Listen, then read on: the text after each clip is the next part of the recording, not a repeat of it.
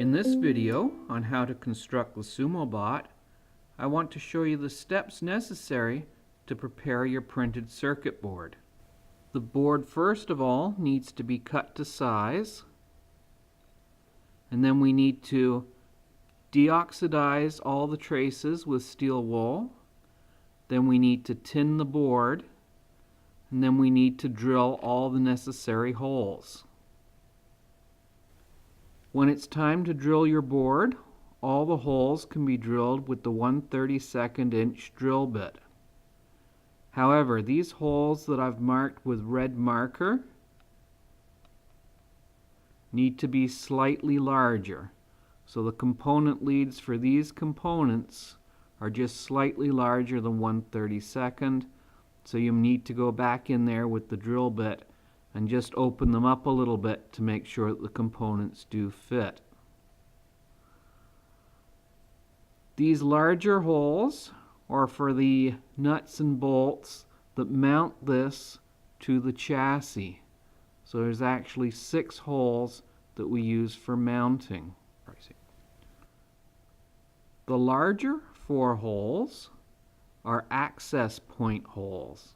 So these 2 larger ones on either side of your printed circuit board are so you can get your screwdriver in to undo the battery containment bracket. These 2 holes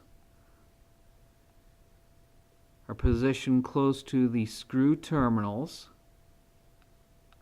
so you'll be using them to run the battery wires to the screw terminals or the motor wires to their screw terminals. So we're going to start work on the PC board today. Remember, just like the gears and wheel set has to fit in the box, so does the printed circuit board. So we can see it fits in the box this way. However, this way it doesn't fit in, so we're going to have to trim it right the way back to our ground trace on either side. And we might as well do the same on the top and the bottom as well. So sometimes when you're trying to trim these printed circuit boards, you can see some of them have been cut fairly close to the trace, and some of the others have a fair distance to go before you get close to the outline trace of the board. So it's going to take a fair amount of time to actually sand that off. So I'd like to show you how to use the shear to take off the excess board. So this is our large shear. We use it for cutting aluminum.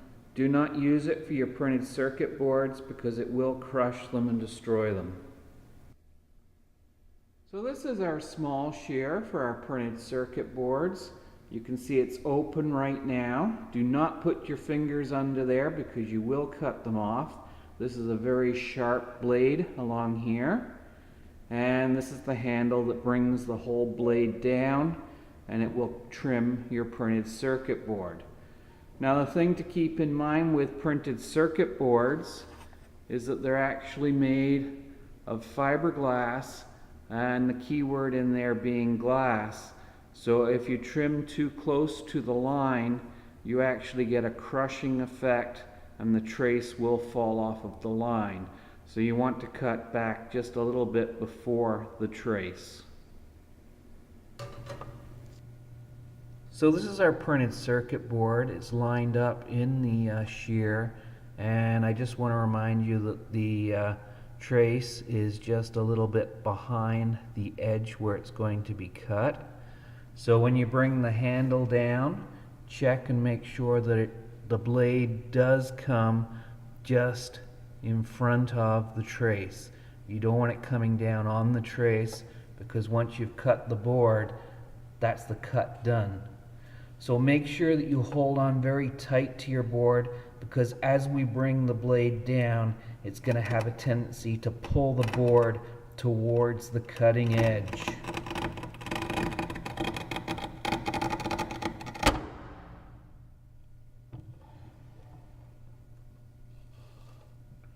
And when you're finished using the shear, please put the blade in the down position so that nobody puts their hands under there and accidentally gets their fingers cut off. Now when you look at the edge of the board where we've cut it with the shear, you can see it's been a little bit crushed. So that's why I like to keep it a little distance away from the trace. So now I'm going to show you how to use the belt sander so that we can just sand the outer edge of the board back to the trace line. So this is our belt sander. It's a Mastercraft. It just came from Canadian Tire. On the top we have a 80 grit piece of sandpaper. I've taken the sanding disc off because over the years we've found that this rotates too fast and it actually burns the board when we put it in there. So using the larger belt, it doesn't build up as much heat on the fiberglass boards and doesn't burn the board as much. So on a previous project I've shown how to set up the belt sander, so it will show you how to sand your board and use the belt sander appropriately. Now this is a belt sander. It's a Mastercraft belt sander. It comes from Canadian Tire. It's about $100. We're just going to use this top belt. It's an 80 grit sandpaper. We're using an 80 grit to do the fiberglass boards because the 80 grit doesn't get clogged up. If you use something like a 120 or 220 grit, that's a very fine grit, and it does a nice job sanding the board, but it gets clogged up with fiberglass particles, and then it ends up burning the board. I got a few things to show you on this belt sander before we use it. I just want to turn it on so you can hear it start up.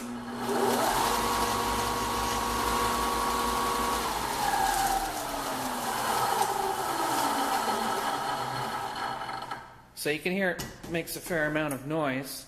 What we're going to do is we're going to sand the board against this backstop here. So what we're going to do is we're going to bring the board down and just sand the edge lightly and use this backstop from stopping the board from digging into the sandpaper and turning on that. One thing we have on here is an extra safety guard. This doesn't come with the machine, but our health and safety committee thought it would be a bit of a danger if we had it open at the back because you get your fingers trapped in there. So if you buy one of these at home, it's not going to have that safeguard on there. We've got the backstop on here. One thing we're going to do is we're going to move the board back and forth across here so that we don't get in one spot and it doesn't overheat. We've got a disc in front here. I don't usually use that to grind down the edges of my board because it doesn't have as much surface area as the belt and it has a slight tendency to burn it. We have over here a safety switch, right? So we can pull the tab out and stop people from using it. So if that little, I guess that's a yellow on red, right? If it's not there, then you can't use it. The only other thing that I need to mention is we have a tracking adjust over here.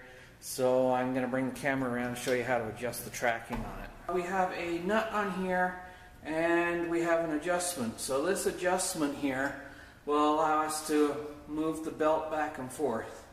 Right, so that allows it to track. We want it to track right in the center.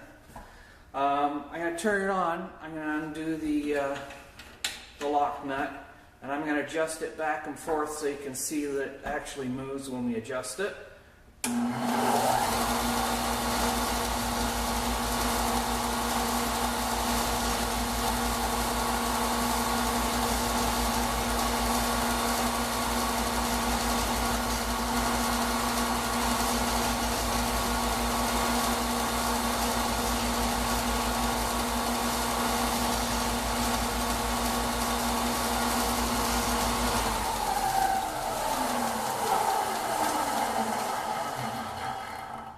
We want to adjust it so that it tracks right in the center.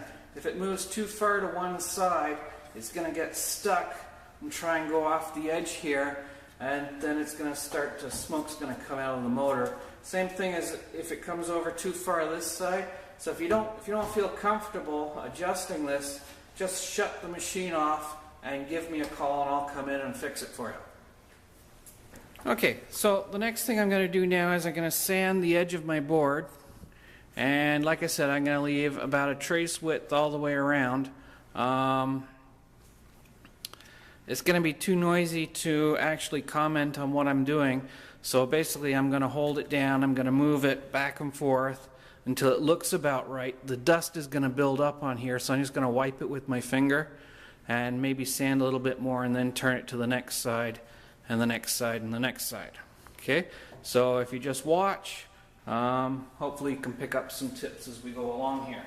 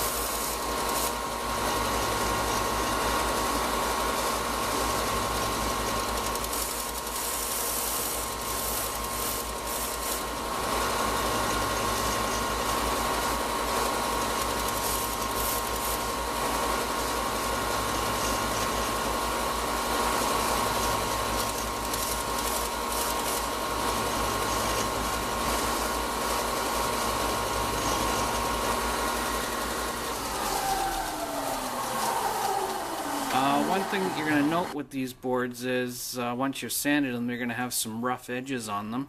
So what you need to do is to grab a file and just run it over the file a few times, just to kind of get the rough edge off of there. And of course there's 4 corners, so you got to get around there, do all 4 sides. And you're just trying to get the roughness off so that you don't cut your fingers. Okay.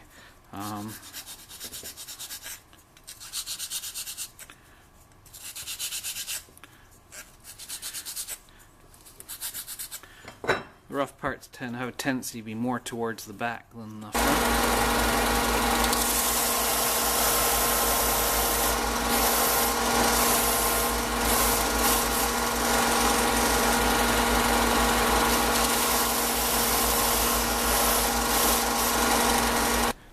So I finished sanding my board to size. We can see that it fits in the box this way with lots of space, and by sanding it right up to that ground trace you can see that it fits in the box this way. So I can just lay it down in the box. Remember to take a file and get these rough edges off, or else you will cut yourself. The next step is to deoxidize the board. So we're going to take our steel wool and give it a good scrubbing. It's very important once you've done deoxidizing the board that you get any of the loose bits of steel wool that were left on here off.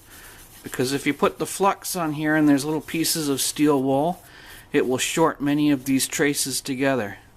We can see on this board many traces run close beside each other, and just one little piece of steel wool in there will cause the board to short out. So make sure you sweep off any of the bits that might have been left by the steel wool, and sweep them off your bench as well.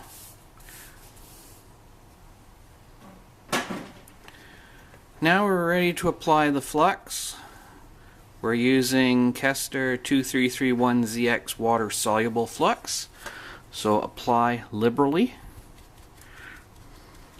So there's many different types of flux. So this is a small bottle, 100 ml bottle. It's from MG Chemicals. It's called No Clean Rosin Flux. It's catalog number 835-100 ml. Usually these are a sticky type of flux that goes on to help remove any impurities on the board. This one's fairly aggressive. It's not the one I like to use when I'm tinning boards. This is the standard Rosin soldering flux, and the problem buying it in a gallon is it always becomes out of date. This is Kester 1544. It's a very aggressive flux and it's very hard to clean off the boards, so I prefer to use a water-soluble soldering flux.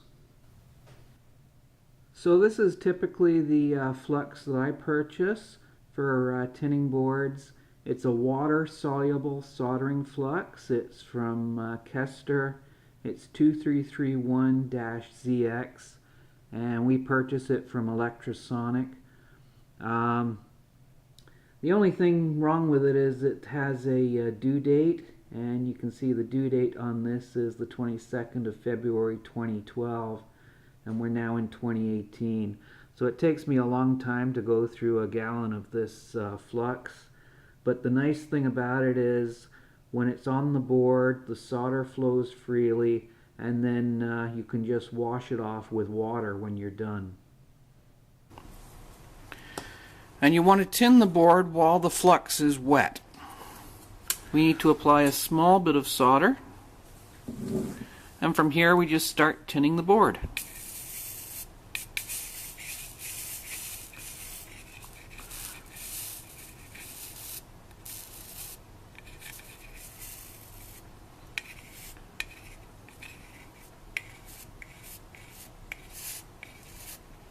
Tinning means to apply a small amount of solder to coat the traces to stop them from oxidizing. So as you move your heat source, the soldering iron, around, the solder will follow the hot soldering iron. And notice how many traces I'm covering just from that small piece of solder I started with. Okay, I finished tinning the board. You can see the flux is still on there, so I need to wash it off. I just wanted to show you this little area here that's kind of turned a blackish color, and I got a little bit over here as well. It's kind of turned black. That's nothing more than burnt flux, and when you wash it off, in fact, you can see as I scrub it here with my scribe, you can see it is shiny underneath. So all you got to do is wash that off with water and rub it over with a paper towel, and that'll come up nice and shiny. Alright, so I've washed the board off, and you can see there's still some black stuff on there. So all you got to do is take your paper towel and give it a good scrub. And you can see it comes off on the paper towel, and your board's left shiny.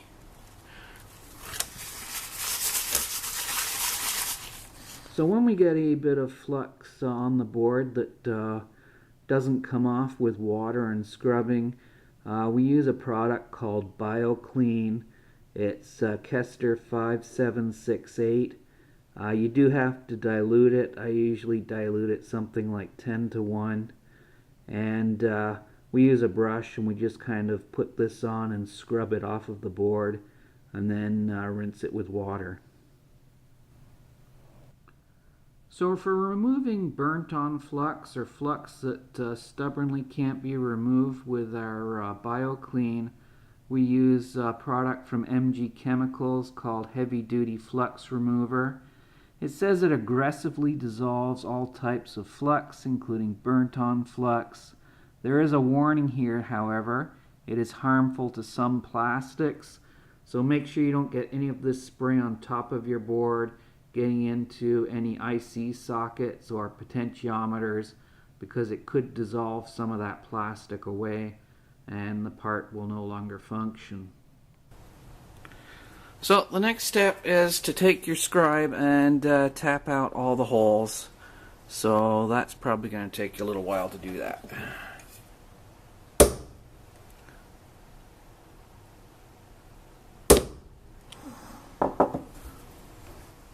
So I've finished punching out all my holes. Now I'm just going to drill them all with a 1/32 inch drill bit. You can see that I've got some larger pads here.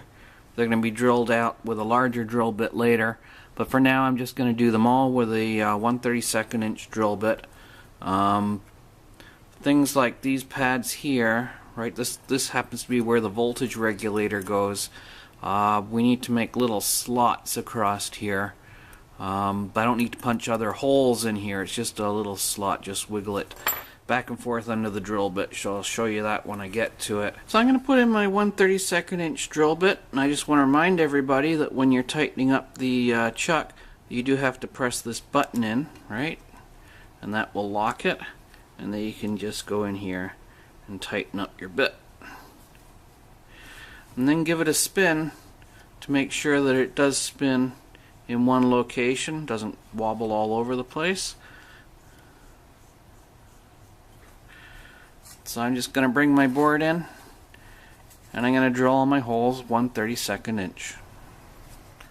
So I've finished drilling the board. I did all the holes in 1/32 inch using a 1/32 inch drill bit, and now I'm just going to get out my schematic and my part layout and my list of parts and orient the board and find out which parts go where.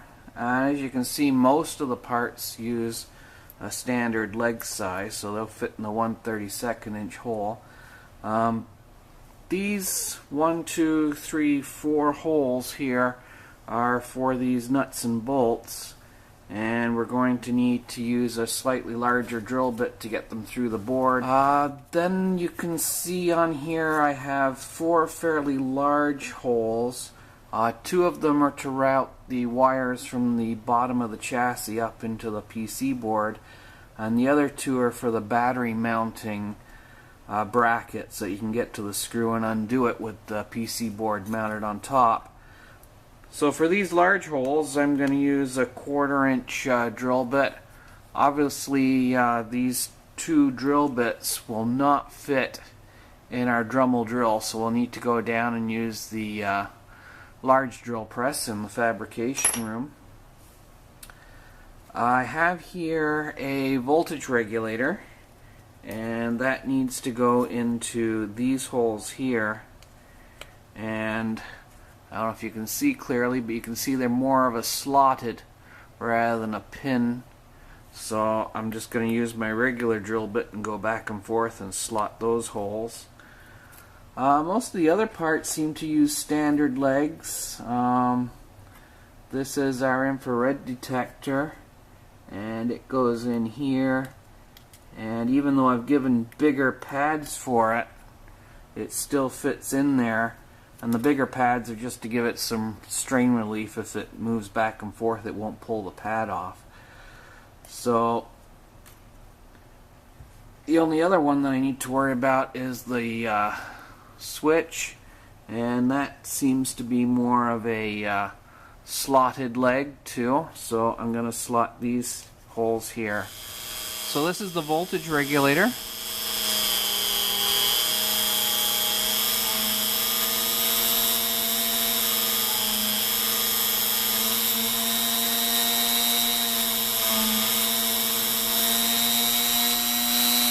And this is the switch.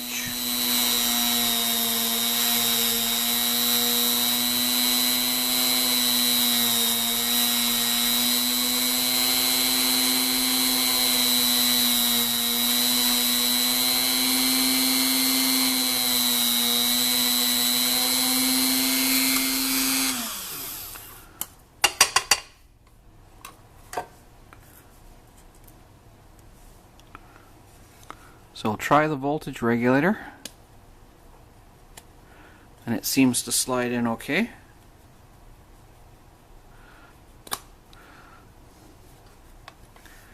The switch is going to be more tricky.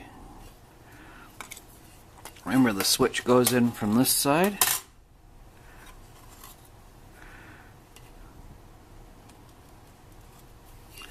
And you may need to spread the legs a little bit.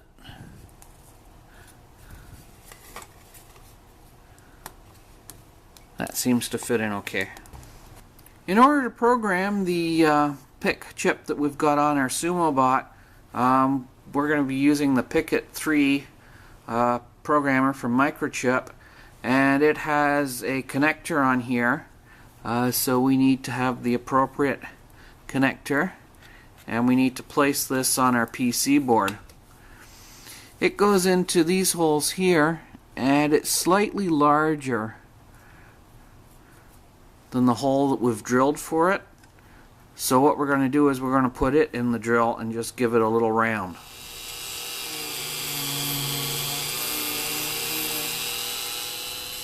Now the connector should be able to fit in those holes.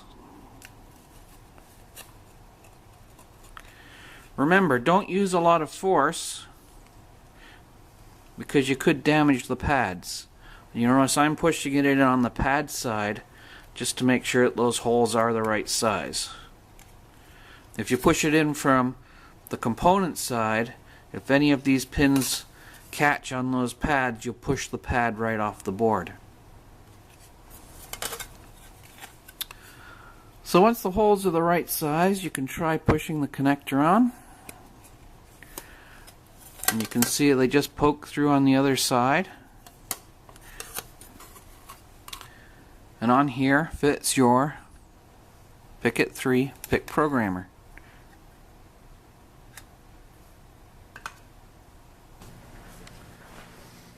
Alright, this is our large drill press. We've got a handle down here to bring it up and down.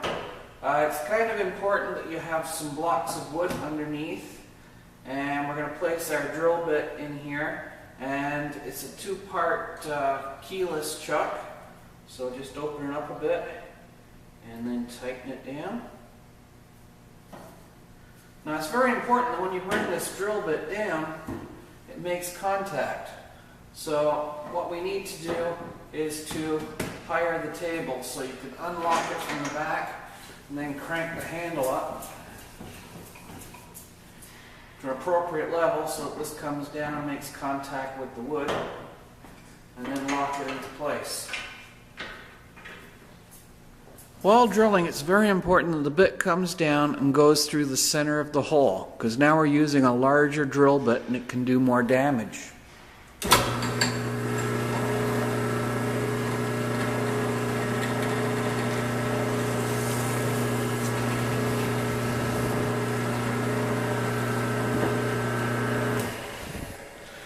Make sure you hold onto your board with one hand, or else the PC board will start flying around. So there's our first larger hole done. I'm going to drill the larger pads where I needed the larger drill bit with this smaller hole as well. The reason I'm doing this is because the larger drill bit has a tendency to dig in and twist your board more. So drilling a pilot hole will help. So I've drilled out those 8 holes, the 1, 2, 3, 4, that I'm going to drill larger at 1/4 inch, and the 1, 2, 3, 4 that are at 1/8 of an inch, and that's for the nut and bolt to go through. So now I've got to change my drill bit. So hold the top and unscrew the bottom and slide the bit out.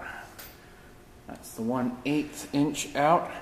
So now I've got to open it up and put in the 1/4 inch. Make sure you get it straight, tighten it up. And you can see it's going to be too high for this second block, so I'm going to need to unlock it at the back, lower it down a couple of notches, and then relock it back up so that my block of wood fits underneath. And now I'm going to drill out those 4 larger holes at 1/4 inch.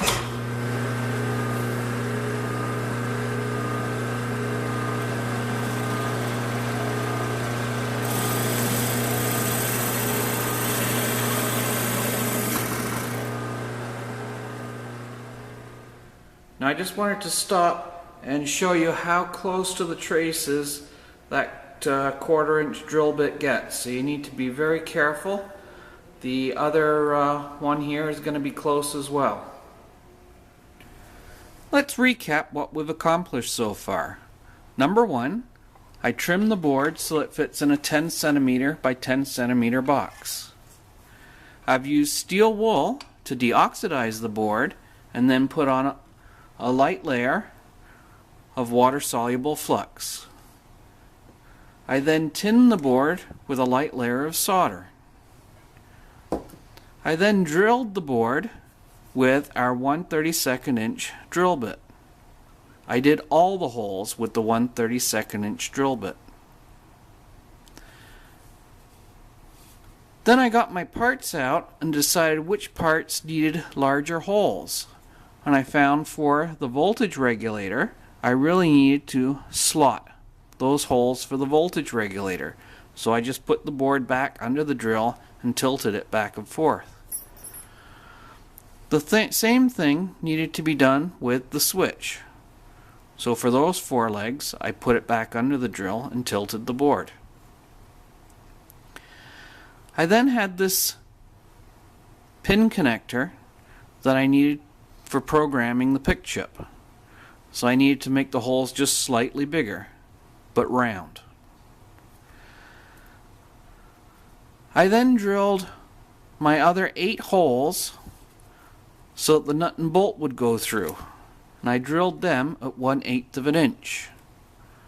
I then went back and drilled my 4 large holes, 2 of which are for wire, 2 of which are for undoing the battery strap from the chassis, and I did that with a 1/4 inch drill bit. The 1/4 inch and 1/8 inch drill bits need to be done using the large drill press. The Dremel drill does not have enough torque to drill those holes. It has taken me 2.5 hours to accomplish this.